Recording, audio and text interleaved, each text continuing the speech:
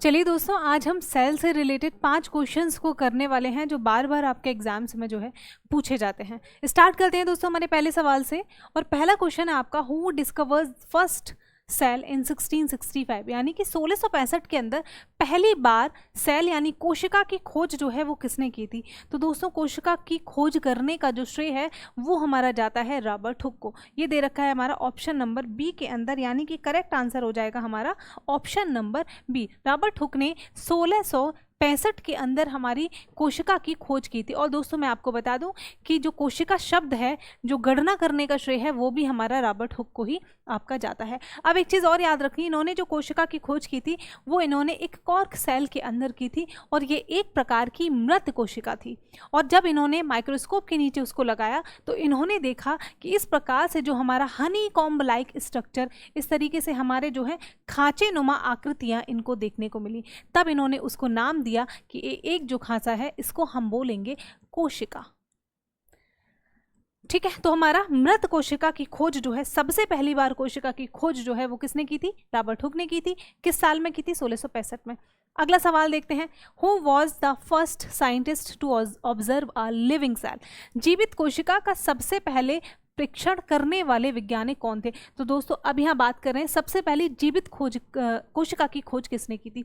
तो सबसे पहले लिविंग सेल यानी जीवित कोशिका जो खोजी थी वो थे हमारी एंटोनी वॉन लीवेनहॉक। किसने की थी? हमारी एंटोनी वॉन लीवेनहॉक ने जो है सबसे पहली जीवित कोशिका की हमारी जो है खोज की थी। ठीक है दोस्तों, तो ये हमारा श्रेय जाता है एंटोनी वॉन लीवेनहॉक को। फिर हमारा अगला सवाल है आपका, which scientist formulated the cell theory. तो देखो दोस्तों, दो साइंटिस्ट थे, एक हमारा शेल्डन और एक हमारे स्वान। तो इन्होंने एक जो है सेल थ्योरी दी थी, यानी कि कोशिका सिद्धांत जो है किसने दिया था?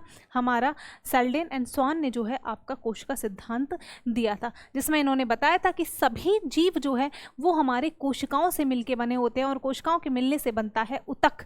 और इसी प्रकार से हमारे जो है सभी जीव आपके बने होते हैं, चाहे वो प्लांट हो चाहे वो हमारे एनिमल हो। तो इसमें बी ऑप्शन आपका जो है वो करेक्ट आंसर हो जाएगा। नेक्स्ट क्वेश्चन पे चलते हैं हमारे, which organelle is known as the powerhouse of the cell. किस कोशिकांग को कोशिका का ऊर्जा गृह कहा जाता है?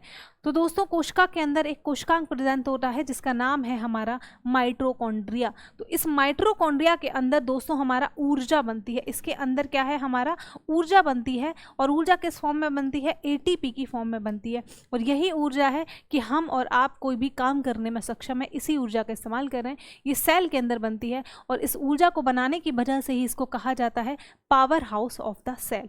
अगर हम बात करें तो क्या ऊर्जा का, हमारा कोशिका का ऊर्जा गृह जो है हम इसको बोलते हैं। तो करेक्ट आंसर हो जाएगा ऑप्शन सी, माइटोकॉन्ड्रिया। ठीक है दोस्तों, अगला हम सवाल देखते हैं, which part of the cell is known as the control centre and contains DNA. यानी कोशिका के किस भाग को नियंत्रण केंद्र कहा जाता है और इसमें डीएनए होता है? तो दोस्तों हमारा अनुवांशिकी पदार्थ जो है, यानी कि जेनेटिक मटेरियल डीएनए होता है।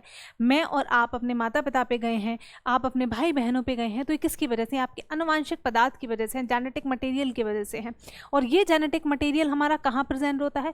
तो कोशिका के अंदर। कोशिका के अंदर भी जो हमारा केंद्रक मौजूद होता है, जो कोशिका है हमारा, और इस कोशिका के अंदर होता है एक न्यूक्लियस, और इस न्यूक्लियस के अंदर इस प्रकार से हमारा जो है आपका डीएनए, हमारा जो है आपका जेनेटिक मटेरियल आपका इसमें मौजूद होता है, अनुवांशिकी पदार्थ। ठीक है, तो यही जो है हमारी सारी एक्टिविटीज़ को कंट्रोल करने का काम करता है। ठीक है, तो इसको हम कंट्रोल सेंटर भी बोलते हैं, और इसके पास होता है हमारा डीएनए। सही आंसर हो जाएगा इसमें ऑप्शन नंबर डी, हमारा न्यूक्लियस। ठीक है, तो दोस्तों ये हमने कुछ इंपॉर्टेंट सेल के क्वेश्चंस को पढ़ा। तो इस तरीके से जो है हमारी दोस्तों साइंस की क्लासेस चल रही हैं हम लोग